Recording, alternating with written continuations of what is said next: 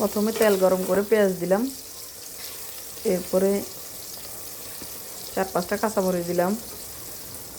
আপনারা কাঁচামরিচটা বাড়াই কমাই দিবেন, যে যেমন জাল খান সেভাবে দিবেন। এভাবে চিকেন রান্না করে খেয়ে দেখবেন, ইনশাল্লাহ অনেক ভালো লাগবে আপনাদের কাছে। দিয়ে দিলাম লবণ। এখন পেঁয়াজের পানিটা ছেড়ে গেলেই আমি এখানে চিকেন দিয়ে দিব।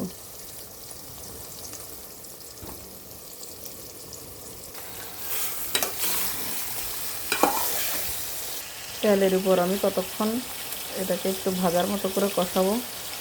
এবার আমি এখানে একে একে মশলাগুলো অ্যাড করব। আদা রসুন ব্লেন্ড দিয়ে দিলাম, জিরার গুঁড়া, ধনের গুঁড়া, লাল মরিচ গুঁড়া এবং হলুদ গুঁড়া। দিয়ে দিলাম গরম মশলা, এলাচ, দারুচিনি, তেজপাতা। কষানো হচ্ছে।